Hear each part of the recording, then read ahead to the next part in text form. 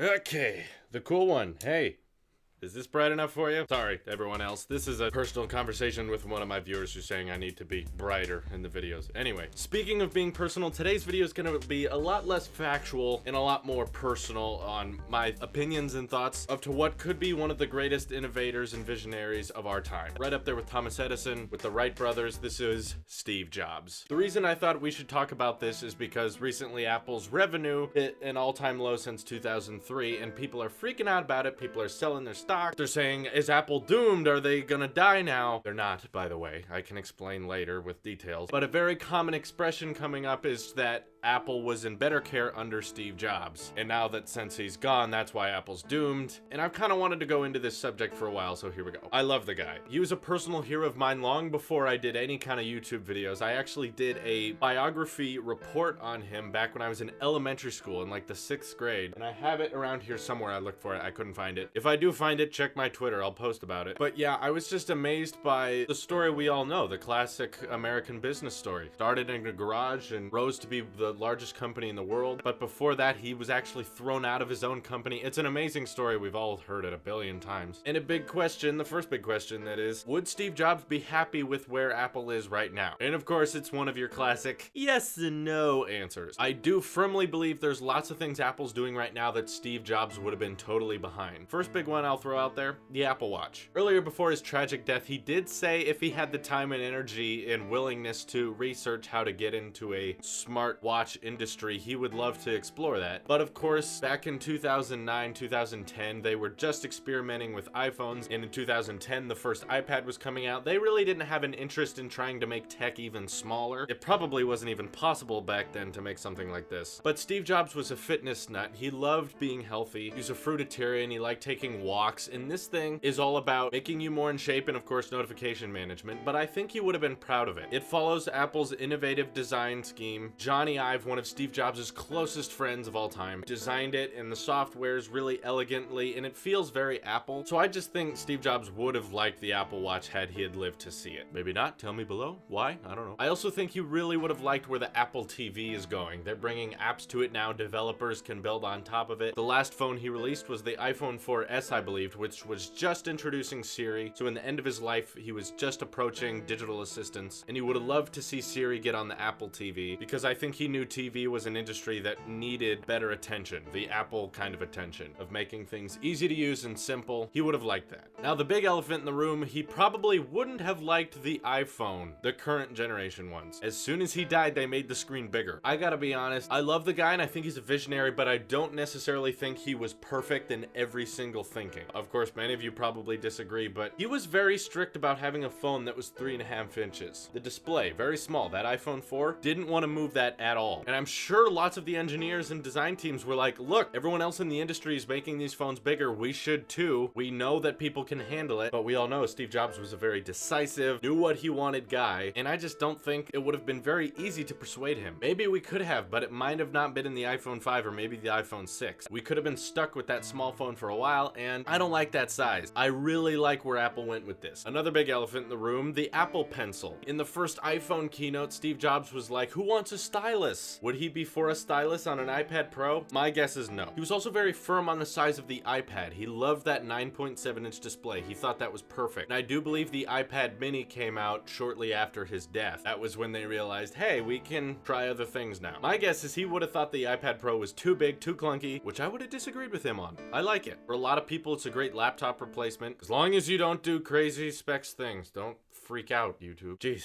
A lot of people just do email on YouTube, relax. Anyway, I don't think he would have been behind the Apple Pencil, but here's something important to remember. Apple is not Steve Jobs. He may have created it and he started the morals and the ideas behind it, a lot of which are still in place today, but at the end of the day, Apple's a company full of employees and engineers and talented people. Nothing that's this complicated or beautiful can be credited by one person. It's wrong for any of us to say Steve Jobs made this or Tim Cook made this. It's a group effort. My point is, no matter how cool someone someone is or how creative they may be with the way their company works or handles projects, I don't think there's ever going to be one person who knows exactly everything about the future, and we should listen to them no matter what they say because they're so genius. On social media, it feels like we're doing that with Elon Musk, which I admit is my personal wannabe hero that is still alive today, and I can't wait to see what he comes up with, but I don't think we should ever just look to someone and say, they're the god of the future. They know everything that's going to happen. Don't ever believe that. People are always going to be wrong, and I believe Steve Jobs, while adding a lot to this world, was probably wrong on a few places. Quite a few when he was getting older. And listen, when I found out that day he died, I remember where I was. I looked at that Apple homepage and I was in shock. I had no clue he even had cancer. It was actually a very treatable form of cancer, but he was very strict on how he wanted to treat himself. He didn't want people to know he was in trouble or sick. He was going to cure it himself, and that arrogance ended up being the end of him. And honestly, I didn't think I was ever going to meet him. I'm not one of those guys who gets really attached to celebrities, so when people die and I didn't know them personally, it really does nothing to me. So when he died, it wasn't like this heart-shattering moment. I was definitely surprised, but it didn't make me think Apple's gone now, Apple's dead, I'm gonna stop buying their stuff, and we've just lost this great visionary. Which is true, we lost a great visionary, but at the time of his death, Apple was kind of rolling in its own direction, and he may have been there, but he wasn't everything.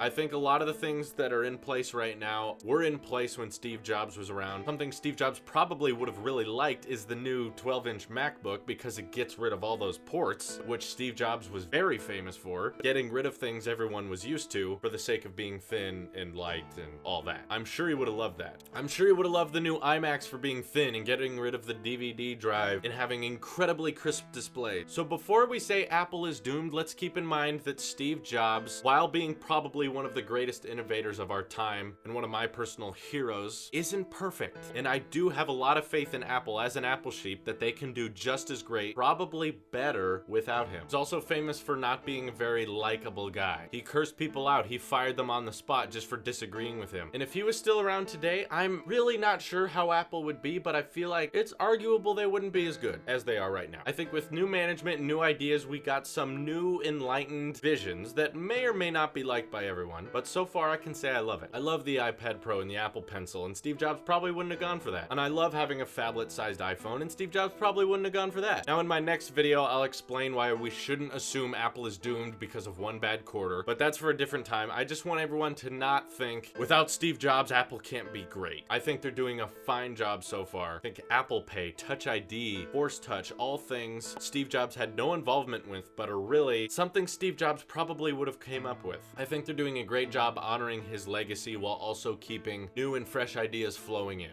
Okay, those are my opinions. Please remember that's a dislike button, not a disagree button. If you disagree, comment below. And I know I have not very many subscribers. I'm trying to create an audience here that is able to respect one another, and I'm gonna respect you no matter what you believe. If you dislike me as a person and you just hate me, go ahead, take the dislike button. I can take it, it doesn't hurt me. But let's have a deep conversation here, because I think this is a really interesting topic, and I want to hear what you guys think Apple would be like today had Steve Jobs still been alive. Would he have pursued the Apple car? I don't know. Let's have a conversation about it. All right, thanks for sticking with me through this one. This is your Apple Sheep here, and I will see you in the next one.